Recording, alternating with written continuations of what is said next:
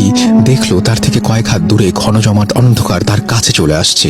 সে অন্ধকার একটা মানুষের মতো অবয়ব, কালো জমাট বাঁধা অন্ধকারের মধ্য থেকে মদনের বীভৎস মুখ ভেসে উঠল। মদনের মুখ ছাড়া শরীরের আর কোনো অংশ বোঝা যাচ্ছিল না। মদনের চোখের কোটর ফাঁকা, মদনের মুখ ছাড়া শরীরের আর কোনো অংশ বোঝা যাচ্ছিল না। মদনের চোখের কোটর ফাঁকা ছিল, তাতে কোনো মনি ছিল না। তার মুখের বিভিন্ন স্থানে বড় বড় ক্ষত, বিকৃত মুখটা দীপালির দিকে এগিয়ে আসছিল আর বলছিল, দীপালি আমাকে নিয়ে যা, দীপালি আমাকে নিয়ে যা। এই দৃশ্য দেখে দীপালি আর সহ্য করতে পারল না। প্রচন্ড জোরে চিৎকার দিয়ে বোনের দিকে ছুটতে লাগলো। কিছু দূর গিয়ে দীপালি পা পিছলে পড়ে যায় অথবা নিজে থেকে জ্ঞান হারিয়ে ফেলে, কারণ এরপর তার আর কিছুই মনে ছিল না।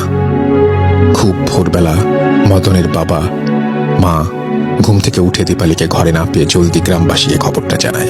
গ্রামবাসীরা ওই বাওয়ালি প্রধানের সাথে সুন্দরবনের গভীরে যায়। তারা বনের মধ্যে একটা পুকুরের পাড় ঘেঁষে দীপালিকে অচেতন অবস্থায় খুঁজে পায়।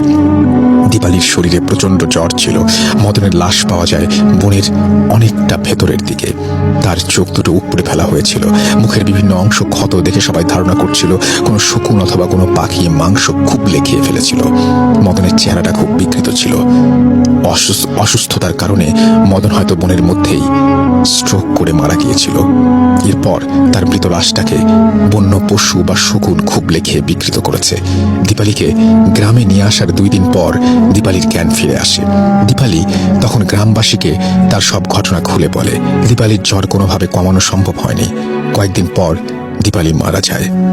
ঘটনা এখানে শেষ হতে পারত, কিন্তু তা হলো না। এরপর সন্ধ্যার পর ওই গ্রামের কোনো মানুষ বনের মধ্য দিয়ে গ্রামে ফিরতে গেলেই প্রায় মদনের গলার আওয়াজ পেত।